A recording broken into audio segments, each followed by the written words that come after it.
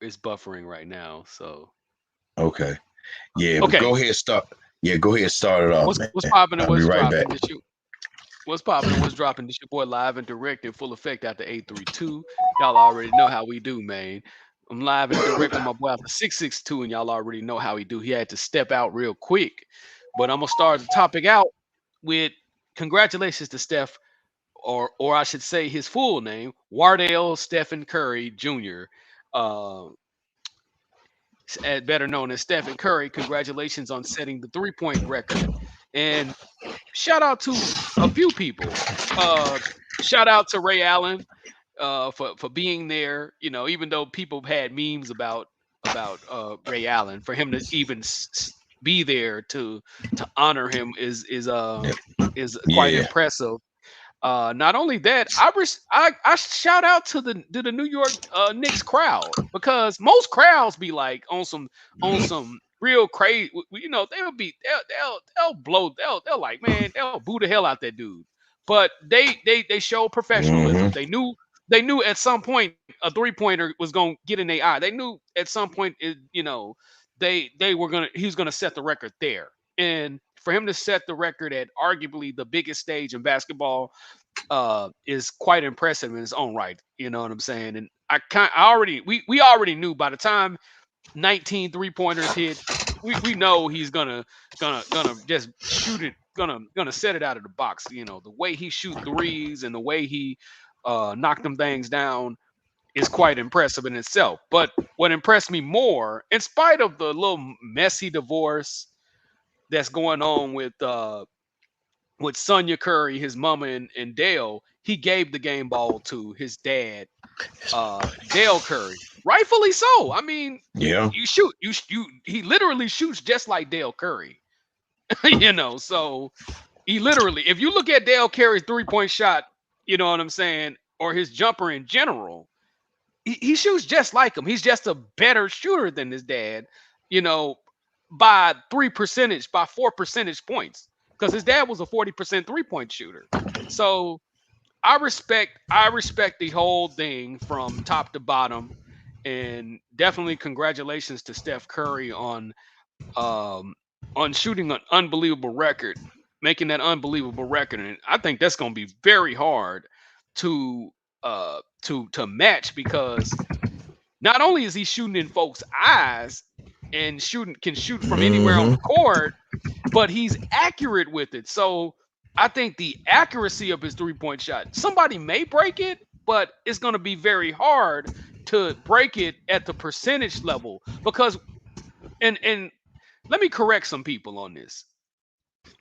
Steph Curry is not the first person to just jack up threes. The person's Oh, record he broke was the first person to just start jacking up threes. He just took more for Ray Allen to break Reggie Miller's record than it did Steph Curry to break his record, yep. because Steph was a better shooter than Ray Allen.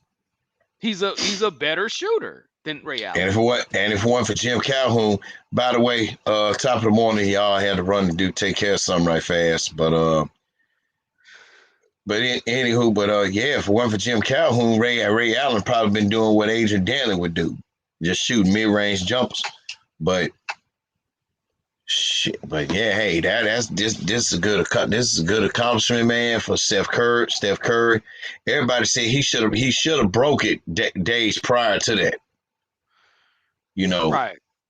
actually, Well, yeah, he probably waiting because everybody said he should have broke it days prior and stuff like that. And Steph is a Pisces, so they wish washy, so you don't know what they thinking.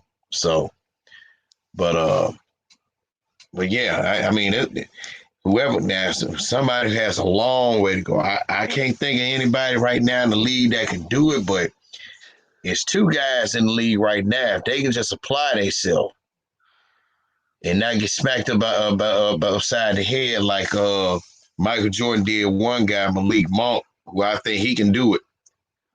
Uh, if he applied, like I said, he applied himself, and Buddy Hewitt.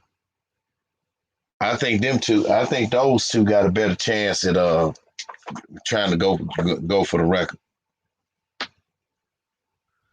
Yeah, I I mean, say Chris they Middleton. could get it. Yeah, yeah. He got a chance, but like I say, the purity of what he does.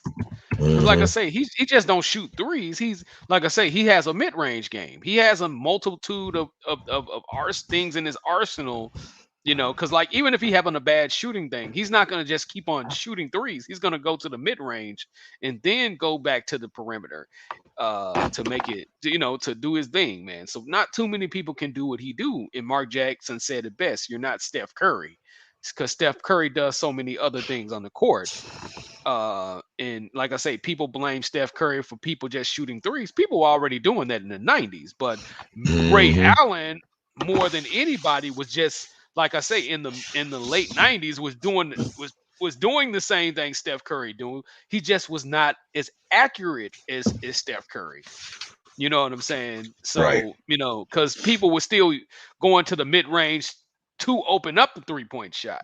You know, Mitch Richmond, he did his thing from the 3-point shot, but he didn't do it as often. He didn't shoot threes as often as Steph Curry did, or Ray Allen did, for that matter.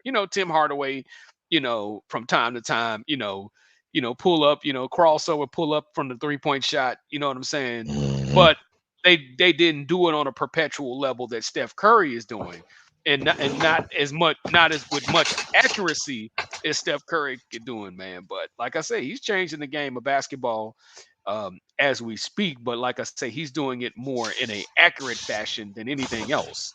So Right. congratulations to Steph Curry, man. And that was a beautiful moment that I saw on YouTube, watching the highlights of that. But going to the next topic, man, my Memphis Tigers. Uh, Mm. I have to congratulate the Memphis Tigers on a wonderful performance against, one of our non-conference rivals, Alabama. And I was like, this is the game Memphis should have been playing the whole year. And if they had been Right. playing just like this the whole year, they would be undefeated right now. They would probably have a number one ranking, or at least a number five ranking to show for, you know. And this is why I was on Penny's ass, because first of all, I knew you could do it. I know you can beat some great teams. My problem is, don't go up against Georgia and be a hoe. Don't go up against Old Piss and be a hoe. You can beat those teams the same way you beat Alabama. In one thing I can respect is the when they had a 4-game stretch of rivals. Murray State, even though Memphis is the dominant rival in the Murray State game, Murray State always come to play against Memphis. They always Mhm. make Memphis fans sweat. So I consider that a rivalry. Then Old Piss was understood, don't got to be explained with Old Piss. They're a rival. Right. Uh, Alabama, they had a little rivalry going on in the 70s. Played a few times in the 2000s, and, back and forth. Uh, so, and then, of course, the next game is going to be, Tennessee, which is our biggest in-state rival. So, my thing is, I think Penny needs to schedule more rivalry games. I would add in, Mississippi, try to add in Mississippi State or Louisville, or Southern Miss. I mean, because they all, it seems like, because like with the Virginia Tech game, even though it was a close game, Virginia Tech has a history. Uh, going back to my point with his dad, with Dale Curry. Dale Right. Curry Dale Curry, in the 80s, pretty much created the Virginia Tech versus Memphis rivalry, because Dale Curry with Tick Price in his freshman year beat Memphis when they were number one, in 1983, which was overshadowed by the Shannon Street murders, you know. But a lot of people don't know the same day that murder happened, they were ranked number one in the nation that year. But it was overshadowed. Memphis, it was overshadowed by the Shannon Street murders. You know what I'm saying? And then Dale Curry, his senior year, when Memphis was going to be the number one team in the nation, halt Memphis from being number one when we lost in Blacksburg again. So Virginia Tech has always been a big rival. And in 1989, Memphis was going to win the Metro Conference in 1989 and lost the very last game of the season. So we have history there. Memphis tends to play better against rival opponents. Right. So I think Penny needs to beef up the schedule in terms of rivalry. Even add UAB. You know what I'm saying? I mean, we just because we're not in slow ass Conference USA don't mean we can't schedule against these old opponents. I think that's what needs to be done. Even if these Right. guys having a bad year, we probably need to go, in the direction of okay, old rivalries. We need to kind of do that. Don't now toughen up your schedule now. Try to get North Carolina, try to get Duke, try to get the big teams, but at the same time, hmm they play a lot better against, what I'm saying, rivals and stuff like rival opponents. You know what I'm saying? So I think it needs to be a consistency of rivalries, versus, and even though they lost to two of those rivals in this stretch, I think they need to play them. I think they need to play more of them. You know what I'm saying? Because I think if they play more of them, you'll have a greater success. If we play Louisville more often, especially with Louisville still being ranked in the ACC year in and year out, I think they're gonna play a lot better. And it showed. And like I say, them beating Alabama at home, they showed heart.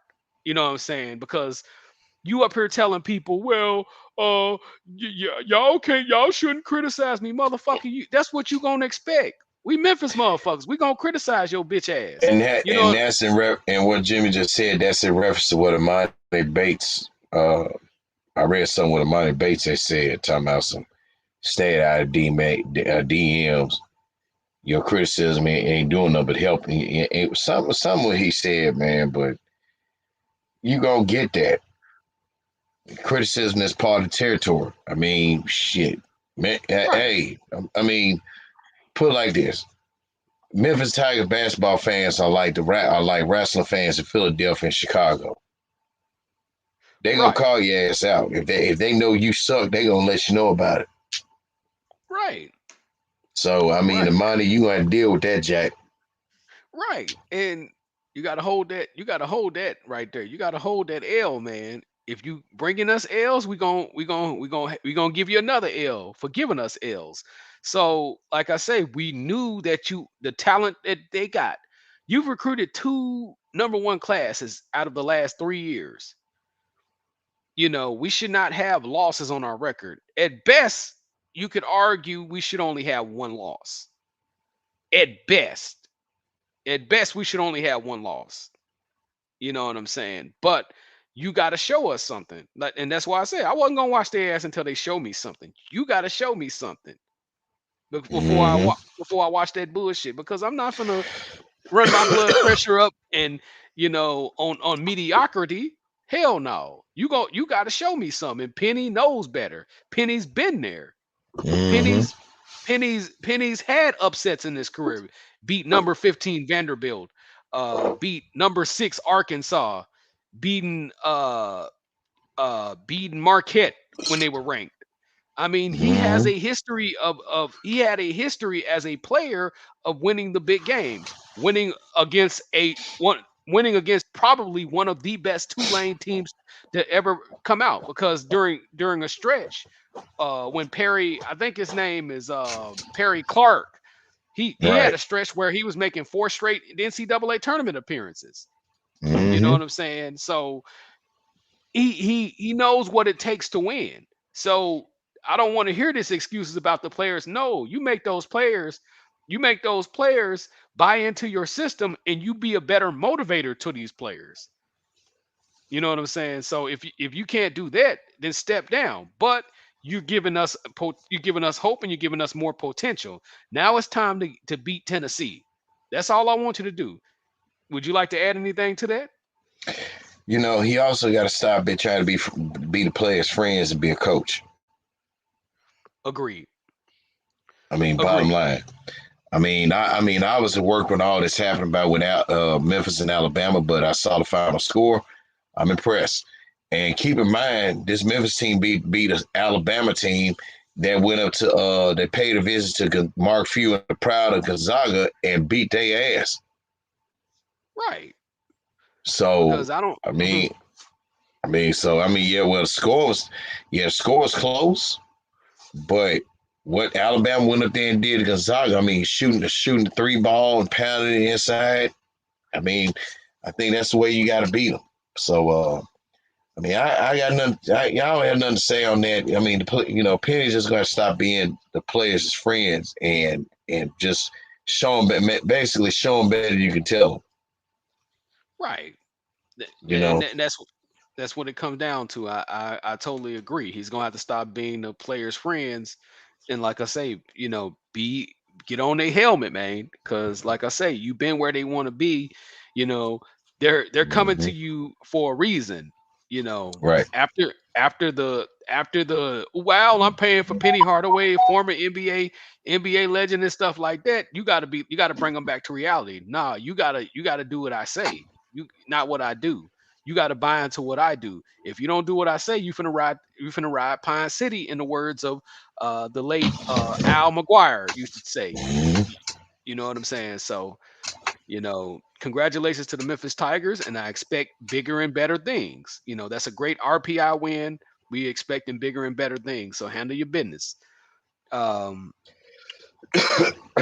now, what's the next topic we going to, brother? Well, I'm finna take the wheel on somebody that you got that got my attention. He's a good friend of ours, but and shout out to that guy Trey Murphy. I gotta take the wheel on you, man, because I understand your hate and your disdain for Alabama. You still mad with me because I pulled the greatest Benedict move of all time by leaving Florida State and getting on the Nick Saban bandwagon, getting on the Nick Saban bus, rather. But what you said in your status update, you said that Kenny Pickett should have won the Heisman Trophy over Bryce Young. Hold on. Ladies and gentlemen, it's time for me to take the wheel. And I got to take the wheel on my buddy, my friend, Trey Murphy. Here we go.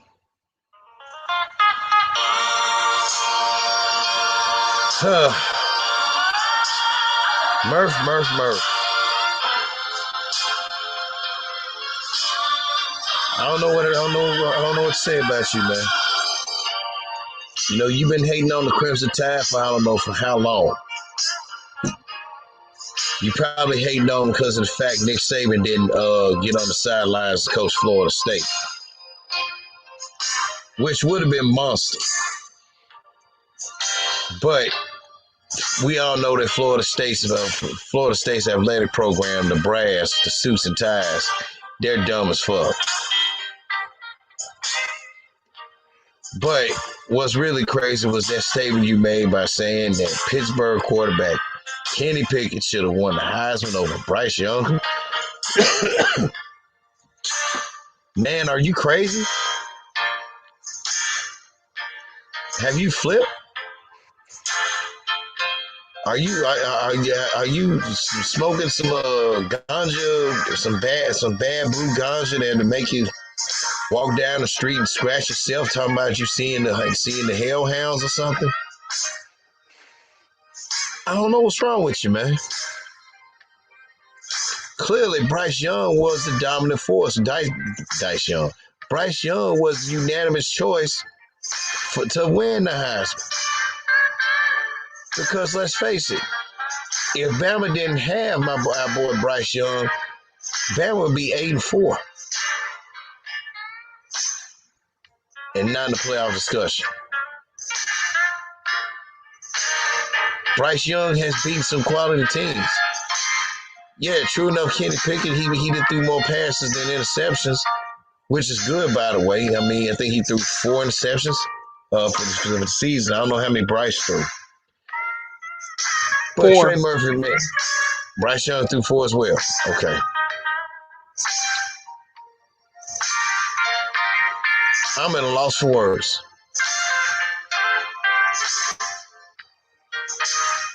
I don't know what we're gonna do about this man, man. But Murph, you gonna have to let your hate go for Bama, man. As the music is playing, like they do in church, we offer a seat for the Crescent Tide. Just come on, man. Just come on, because what we're gonna talk about in a minute. You know your program is shitter when your coach is giving a 1-year extension.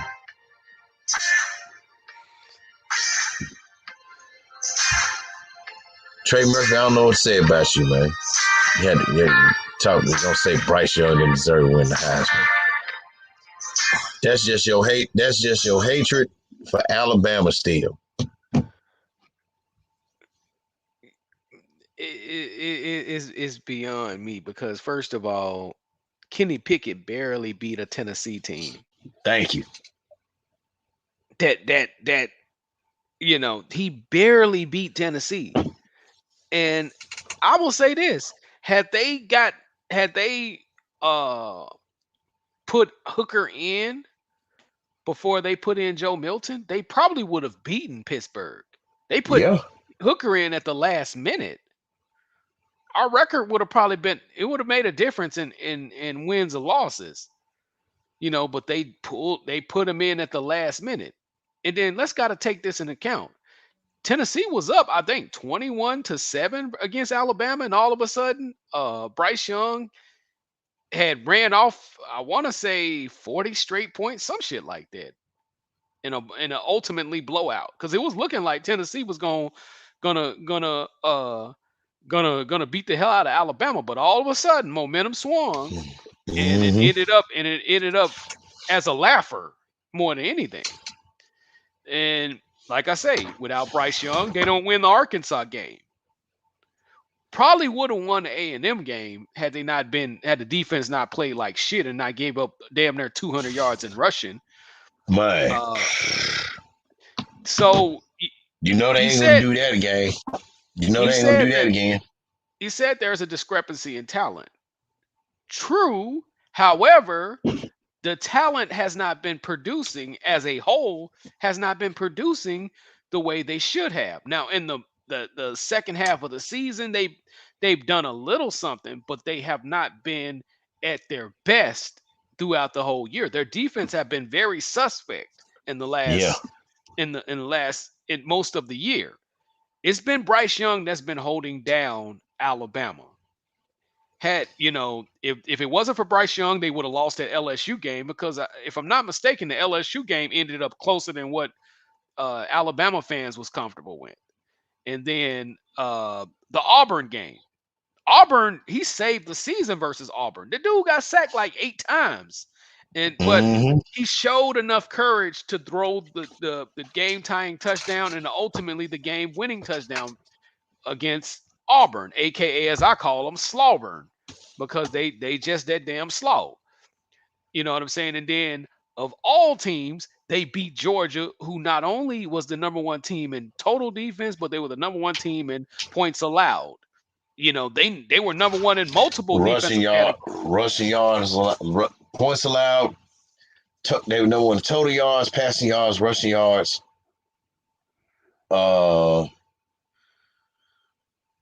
No, they were second against the pass, first against the run. Everything else is number 1 total, points allowed, yards. Right. And the thing is, Kenny Pickett has not done enough. Kenny Pickett had lost to Miami, who just fired their coach. Oh, and they lost to Western Michigan. He threw an interception, a game-costing interception against Western Michigan. And you call that the Heisman Trophy winner? Come on, Trey. You know better. You know football better than that, bro. Yeah. You lose to Western Michigan. Western Michigan versus A&M. There is no way in hell Western Michigan would beat A&M on a bad day. Man, A&M could throw 12 interceptions and Western Michigan would still lose against A&M. Yep. Come on, man. Make it make sense. The loss that Bryce Young had is not the same as that loss that Kenny Pickett had. So no, man, nah, no. As a matter of fact, if Miami, let's take away Western Michigan, Miami. If Miami had to play, if they let's they can't beat Florida at the point they're at right now. They can't even beat they one of they in-state rival Florida. Much less, let's not talk. They'll lose to LSU right now. Yep. Even if they kept Coach Ho, they would get, matter of fact, they get blowed out by Coach Ho. Let's Mhm. not talk about Alabama, which is the same team Bryce Young had coming out party on.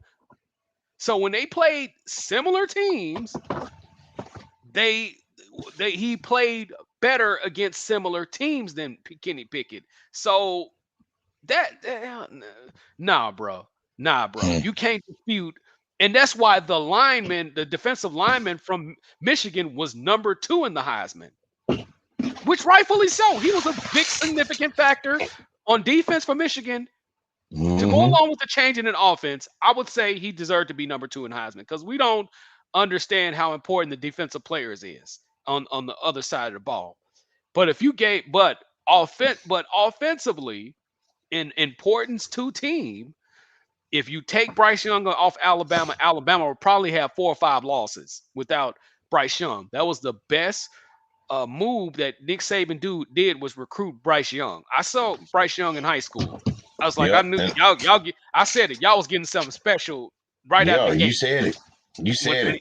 when So yeah, and and and our guy's entitled to his opinion, but he you know he he shit the bed along with his mouth on this one by saying Kenny Pick should have won with Bryce Young.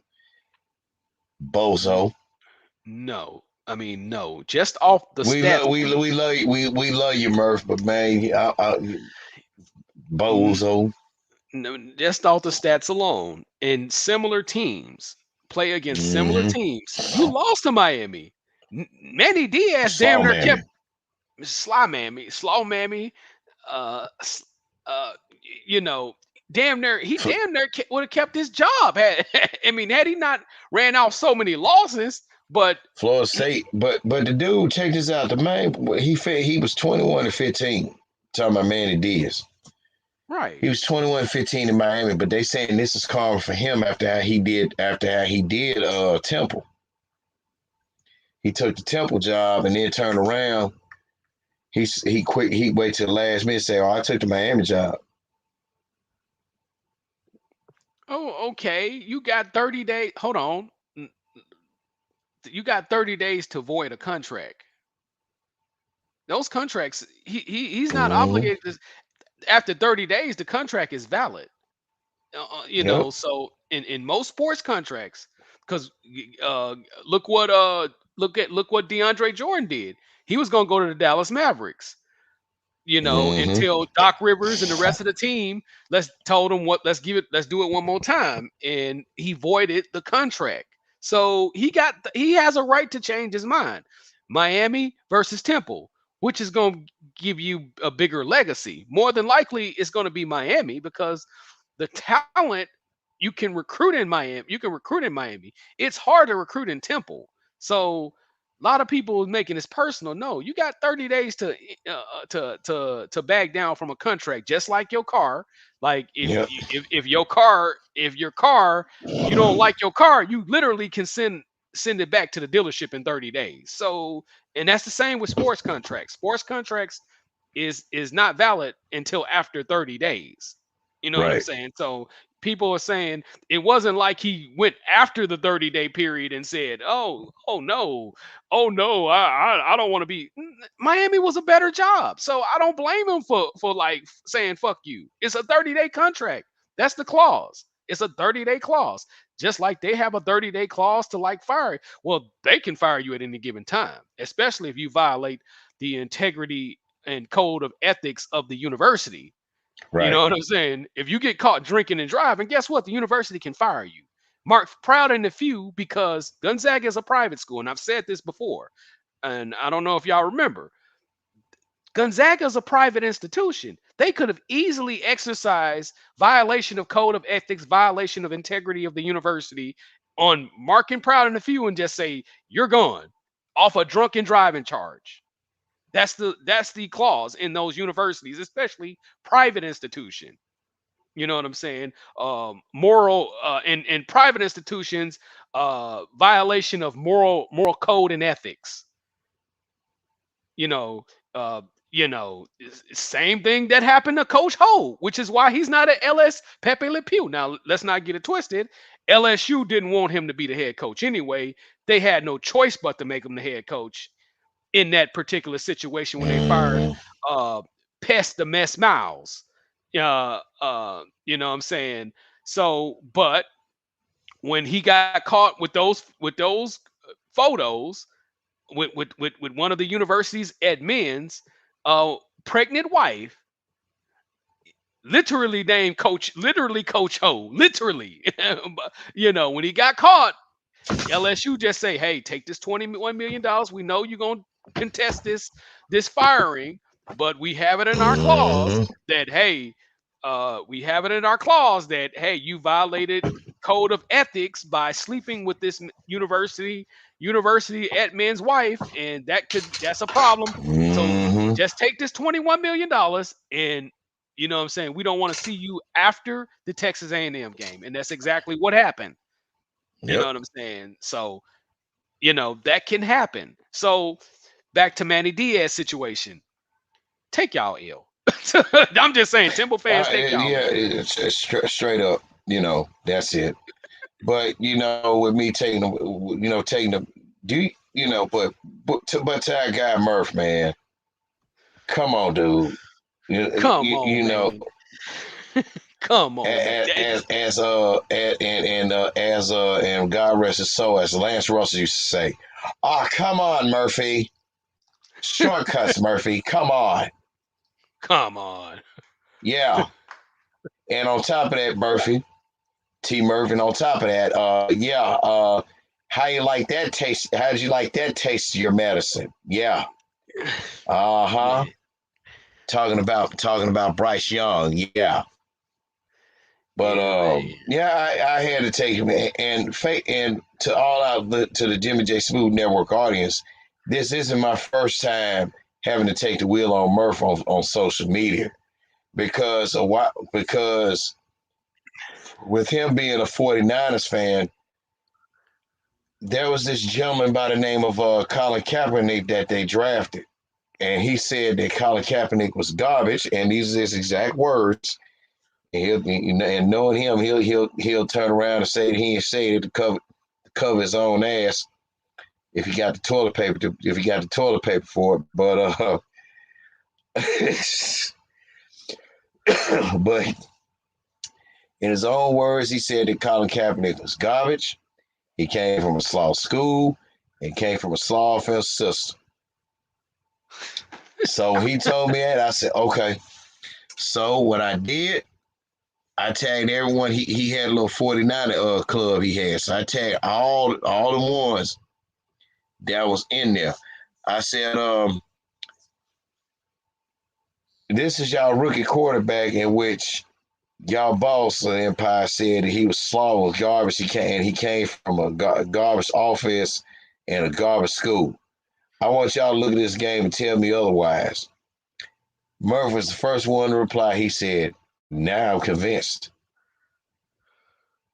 And I also said in my status up there, I said he was gonna get Colin Kaepernick was gonna get them to the Super Bowl, and they did.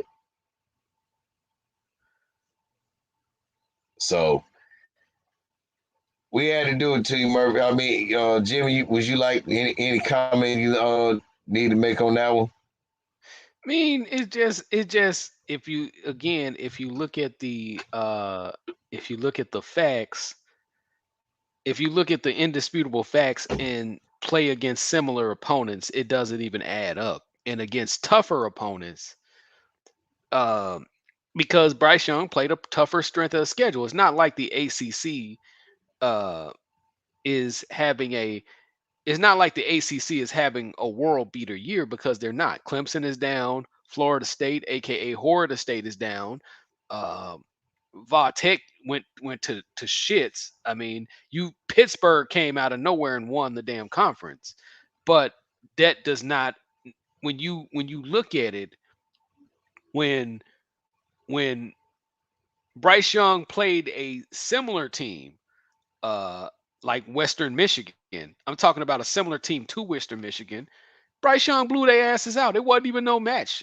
It wasn't no competition, but you lost to that. So I think you that's a drop down. That's a step down. And not only that, you didn't even get your team to the playoffs behind, y'all won the ACC good, but you was not but Kenny Pickett by no means, by no stretch of the imagination, was not robbed of a Heisman trophy. At best, he was probably the third or fourth best player in the nation, but he was not the Heisman trophy. Not this year anyway. Maybe next year. Maybe you got a case next year, but you definitely didn't make a great case losing to Western Michigan. No. So, congratulations to Bryce Young on winning the Heisman. Well deserved. Should have won it. Uh, I mean, like I say, with that Auburn performance and the Georgia performance, that solidified his Heisman Trophy, and he won it. You know, pretty convincingly. And I said this: if he didn't win the Heisman, I think I said it in the sports group. I don't know if I said it publicly, but I said it in the sports group that if Bryce Young don't win the Heisman, I don't want to hear about the Heisman. No, I said it on air, and that's what I did. I said it on air. I don't want to hear about the Heisman because he's definitely the Heisman Trophy winner. So congratulations, and it is what it is when it comes to that. You got any other topics you want to discuss? Last but not least, our boy Mike Norvell got a nice raise, y'all, for Interesting. 1 year.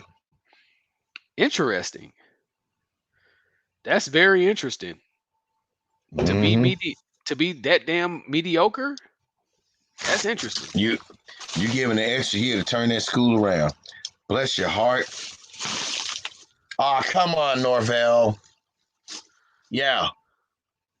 You now. Yeah. Uh huh. Now you messed up by getting that 1 year, and then you expect to turn things around. Yeah. Uh huh. That is interesting. That's all I got to say about that. I don't know what Florida State doing. I don't know if they threw in a towel on success, but I don't think he deserves an extension. Mm-mm. After that debacle of a year. Yeah, and I didn't know this after that. And I shared something with you guys. Shout out to Corey Wolf this morning. I shared something with you guys on from Newtopia Sports. Hey, them guys is where it's at with the info. Um, Let me go back. I'm on my laptop because after this, man, I'm the tank on empty, so I'm on fumes right now. But I can come on. Okay, that's the wrong one. But hmm, I don't know why it's in damn AT&T Wi-Fi. Shit takes so long to pull up shit. Uh, okay. Said this guy on Newtopia Sports said that FSU's administration at the time was an all-time low in incompetency. Come on. Uh, yeah. Yep. But anyway, dude said that the FSU administration was incompetent and stuff like that, and I can agree. And I also agree with Jimmy about the fact that Dumbo Fisher just should have stayed his ass where he was at when he was at LSU. Yes, hands down, hands Mm-hmm. down, because he was the coach in waiting at LSU. And Hey, keep he, talking. I run the restroom. Keep talking. yeah, he was the coach. Dumbo Fisher was the coach in waiting at LSU, and he pretty much dropped the ball on that. So he should have just stayed at LSU. Now him taking the Florida State job, he had some success. He did his thing. But uh, now that I look at it, because I've said something different, he saw the writing on the wall and he jumped ship to A&M. But A&M, you got a whole bunch of divas in A&M. That's the unfortunate part about being at A&M. And like I say, the closest they've been to a championship when they had Bubba Bell in 1975 when they had the national championship in their lap. And they fumbled the opportunity by getting blowed out by Arkansas 44 to nothing on December 8th of 1975. So they're they they ridiculous. So it is what it is when it comes to that. So when it comes to Arkansas, I mean when it comes to Texas A&M, man. So, but we'll see when it's time for A&M to produce. But it's interesting they gave Mark Norvell a 1-year extension after really shit. Willie Taggart did a better fucking job than Mike O'Hale. So it is what it is, man. He did a better job in his first 2 years, but like I say, we see the writing on the wall. So it is what it is when it comes to that, man. But nevertheless, um, I don't know what Florida State is thinking, man. Yep.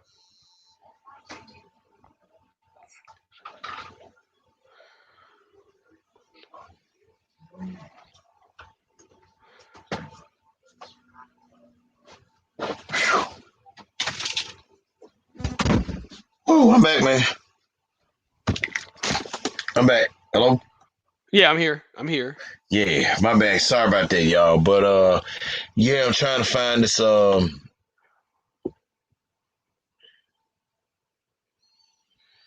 because it's real. It's real. It was You say real. It was a Utopia real interesting Sports? post. Yeah, Newtopia. Um, 'cause I sent it through the. I'm trying to figure out why this. Okay, no, I sent it through the sports chat group, and you thumbs up what the guy said. Uh, he said this about Florida State. Come on, scroll up. He said FSU's admin at the time was at an all-time low in incompetence. Stan Waldo Wilcox was the AD. This is a guy who earned the name Waldo because nobody could ever find him. He showed up to a football-only facility board meeting and presented a 4-page PowerPoint for a $150 million complex, which is hilariously overpriced and lacked details. Way to put the work in there, Sam. There, Stan. It was rejected. When Jimbo left Wilcox had one stipulation. He had to be a black. He had to be a black coach. He spent a whole 3 days searching for a coach for one of the most well-known college football brands in the country. Unfortunately, his boss, James Thrasher, the president of FSU, was a clueless boob who just went along with it. It blew up in their faces in the first game against Virginia Tech in 2018. Stan ran to the NCAA 45 days later, and Thrasher. And Thrasher finally retired last summer. Taggart was finally fired mid-season in 2019. You should be thanking FSU for taking Taggart off your hands. Oregon will be in a dark place if he stuck around. I don't know about that. No. Because if it wasn't for Willie Taggart, we would have never heard of Justin Herbert. Exactly. And Justin in his own way, he credited Willie Taggart for putting his ass on the map. Right, and he's doing a hell of a job at San Diego. I mean not San Diego, but the Los Angeles Chargers. I keep forgetting that they left San Diego, but he doing a hell of a job in the NFL. So yeah, I totally agree. Yeah. He did them a favor, man. Yep. He said, also realized for as bad as Stan Wilcox and Thrasher were, FSU had only replaced the coach once in 40 years prior to Taggart. Was bound to make a mistake as the previous two coaches won national championships. Yep. Well, well, if you look at it, historically speaking, outside of the coach before Bobby Bowden, you had a guy named Bill Peterson that stuck around for like 15, 20 years. Uh, so they're about right. They haven't fired a coach since the 70s, I should say, or at least give them their walking papers and tell them to verbally step down. But it is what it is when it comes to that, man. It is what it Mm-hmm. is. So, Mike Norvell, I hope you can turn it around by 2026, because if not, you're fired. Because you already lost your offensive coordinator to Oregon. So, Right, even though he wasn't right, calling plays anyway, you was. right. He just a name on the definitely just a name on the payroll. So it is what it is. Yep. Uh, Oh yeah. But other than that, you got anything, man? Because hey, listeners, we treated y'all to this very rare morning edition on Fumes version of the Jimmy J Smooth Network. Cause shit, I got off at 6 o'clock this morning, man. I'm finna take me a good little power nap and oh, whatnot. about the same, man. So God damn. yeah, Ooh. yeah, about the same. Man, I'd be glad to get back to regular schedule. Getting off at 5. God dog. Oh yeah. But anyway, once again, this your boy, live and direct in full effect out the 832 with my boy out the 662, and y'all already know how both of us do. Peace out and have a blessed one. And the pleasure's been all y'all's.